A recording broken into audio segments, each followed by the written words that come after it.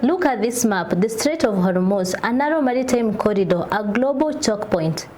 The United States military deploys massive naval power. They protect this waterway. They sink adversarial vessels. But look closer, an anomaly emerges here. The US Navy is guiding Iranian oil shipment. The war became a security escort service. This is not accidental, it is a trap, built on structural forces, built on legacy infrastructure. They are winning tactically but losing systematically. Welcome to the paradox. A system so interconnected, you cannot hit your enemy without hitting yourself. In early 2026, a maritime flashpoint occurred. The United States military launched Operation Epic Fury. Targeted airstrike commenced. Precision guiding ammunition fell. The conventional Iranian fleet was systematically neutralized. 92% of boats were sunk or disabled. Coastal radar installations were entirely destroyed. Command structures fractured completely. On paper, victory occurred. The sea lanes appeared under total Western control. But the destruction of conventional military assets triggered an immediate operational shift. Tehran abandoned standard doctrine. They pivoted to lawfare, the weaponized of law. On May 18, 2026, a new entity was formed, the Persian Gulf Strait Authority, known as the PGSA. They asserted legal jurisdiction over 22,000 square kilometers of maritime territory. They established checkpoint protocols. They demanded digital registration. They mandated cargo manifesto for every passing ship. A strict toll system was officially implemented. The fee is fixed, $2 million cash. The payment currency is exclusively Chinese yuan. Non-compliance results in detention by shore-based missile brigades. To decode this mechanism, we examine international law. We analyze the treaty known as UNICROS, the United Nations Convention of the Law of the Sea, drafted over 10 years, completed in 1982. It defines maritime borders, it codifies economic zones, it regulates global shipping across world oceans. The most critical clause, it is called transit passage. Transit passage guarantees a legal, non-stoppable pass. Think of it as a geopolitical fast pass lane through strategic international shortcuts. It strips coastal states of the right to halt commercial trade vessels. The United States delegation helped write the text. Iranian diplomats participated heavily, debating every single word. But when ratification arrived, an institutional failure occurred. The United States Senate refused to sign it. A signature never came. The trap remained dormant. Fearing a loss of absolute national sovereignty, they opposed the UN oversight over domestic deep-sea mining. Iran signed the text but skipped final ratification. They added a specific national security reservation. They reserved the right to block non-ratified states from using the shortcut. Over 40 years, a fragile balance held. The US used customary international maritime law. They sailed through anyway because everyone else did, backed by carrier strike group patrolling the Gulf. Operational Epic Fury changed the baseline calculation completely. The conventional fleet died, the legal shield rose. The battlefield moved from missiles into paperwork. Iran no longer needed a navy to create leverage. The current strategic landscape reveals high fragmented viewpoints. The United States government maintains a right stance. They claim absolute freedom of global navigational right.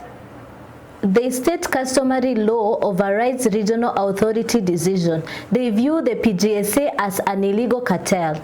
The Iranian state leadership present a literalist argument. They emphasize bilateral sovereignty. Their legal thesis is simple and direct. The United States refused to join the club. Therefore, the United States lacked transit passage rights.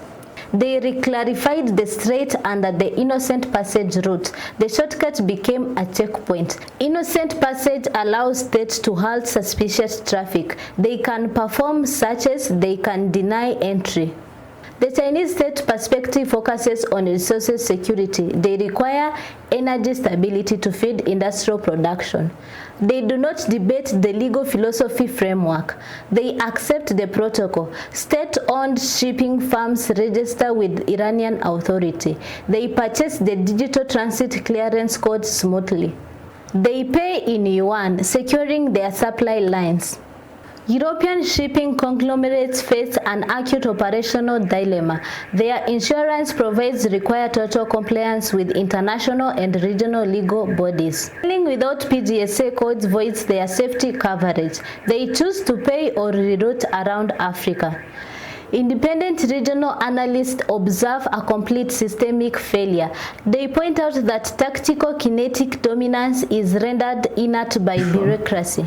This transition transformed geography into a financial instrument. The Strait of Hormuz is no longer just a physical water passage. It became a toll booth for the global economy. It is a cash register. What this means is Tehran has successfully decoupled its regional defense strategy from physical hardware survival.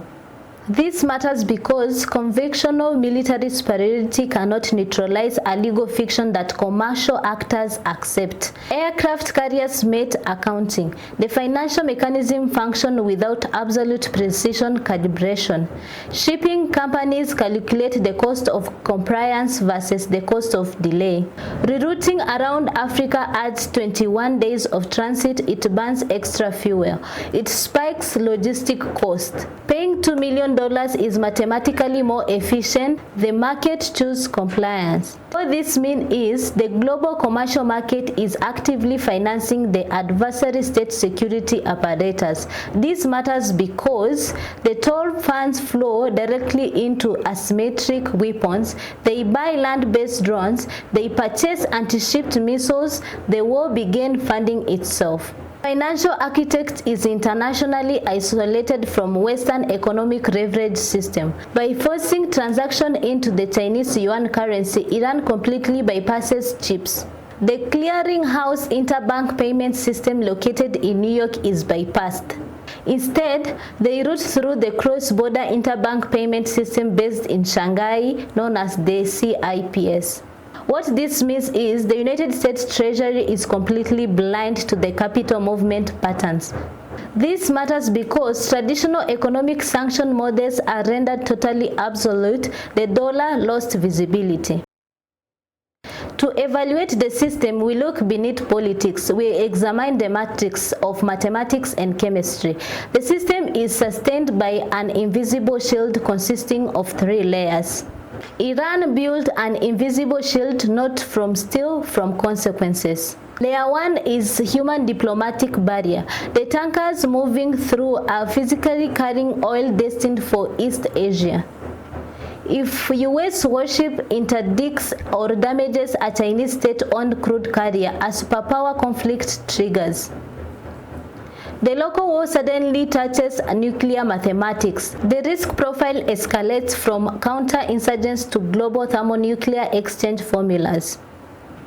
Layer 2 is the ecological and survival balance. The Persian Gulf is a closed aquatic ecosystem. Sinking a fully loaded ultra-large crude carrier releases 2 million barrels of unrefined heavy oil.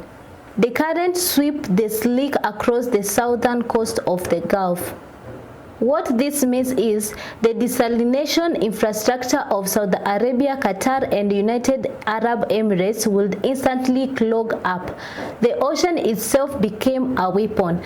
This matters because the nation derives 80% of the drinking water from the sea. A kinetic strike on oil tankers triggers a massive humanitarian survival catastrophe for vital Western allies. Layer 3 is the physical infrastructure refinery mismatch.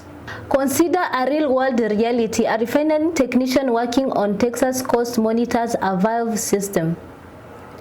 He processes crude oil to generate consumer gasoline. The United States is the leading global producer of raw petroleum oil.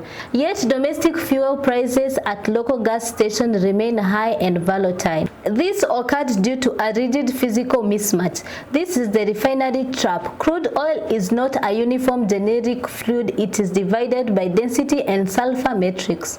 American shale oil is classified as light sweet, the flour. It flows easily like high-grade fine baking flour. Major U.S. Gulf Coast refining complexes were built predominantly in the 1970s and in the 1980s era. They were configured specifically to process heavy imports from Saudi Arabia and from Venezuela Orinoco Basin. The heavy oil is classified as heavy sour, the rice. This is thick like coarse and refined brown rice. It contains a high sulfur. During the 1990s and the 2000 decades, refiners spent billions upgrading. They installed complex cooking and intensive hydroprocessing units. These specific units were designed to squeeze gasoline out of heavy sludge. This multi-billion-dollar system cannot run efficiently on light sweet shale oil without losing massive volume. Running a light oil through a heavy cooking unit is mechanically inefficient. It unitizes the equipment. American produced the flour, but its mechanism requires rice. Therefore, the United States must export its own high-grade light sweet oil to foreign buyers abroad.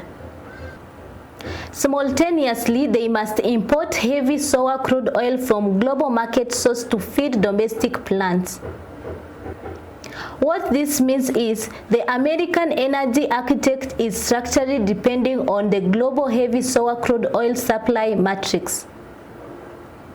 This matters because if Iranian heavy sour is completely blocked from the global market pool, the global supply contracts. The price of heavy crude oil spikes globally. Gulf Coast refiners face soaring raw input costs.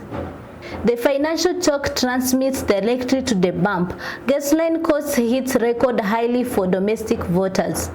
As superpower can survive missiles, it struggles to survive inflation. The political cost of enforcing complete blockades was economic self-harm. It means domestic economic destabilization. The structural force points to a prolonged equilibrium. Without a massive re-engineering of domestic refining infrastructure costing hundreds of billions, the oil dependency remains. The conversion of legacy plants takes 10 years. It requires immense capital. Corporations refuse to invest fearing future regulatory changes. Consequently, the U.S. Navy will continue patrolling the Strait of Hormuz corridor. They will perform a dual operational role. They will deter overt kinetic military action by land-based missile batteries. Simultaneously, they will monitor the unhindered transit, protecting the Navy system funding the adversary. They will watch as commercial entities transfer millions of yuan to Tehran via Chinese electron networks. The financial leverage will steadily migrate away from Western clearinghouse control mechanism. Alternative economic network will deepen their institutional roots across East Asia market. This was never just a war, it was a stress test for globalization itself. The system reveals a fundamental geopolitical truth today. Tactical military dominance is no longer sufficient to control a highly complex, intertwined global economic apparatus. The United States military successfully eliminated an entire conventional naval surface fleet using advanced kinetic power. Yet, that very action triggers a legal counter-response that exploits a missing treaty signature from 1982. The legal framework combined with physical refinery constraints creates an inescapable loop. The superpower must protect the flow of its adversary primary economic exports to prevent the collapsing of its own domestic consumer energy market. This is not a failure of military tactics, it is architectural property of globalized trade. Empires once controlled territory. Modern empires must control system, and system are harder to bomb. The paradox became structural, not emotional, not political, structural. The system is so deeply integrated and codependent that striking your opponent triggers an immediate self-inflicted economic shockwave at home. The legal codes and chemical refining formulas have effectively neutralized the utility of aircraft carriers. The age of isolated wars quietly ended in the Strait of Hormuz.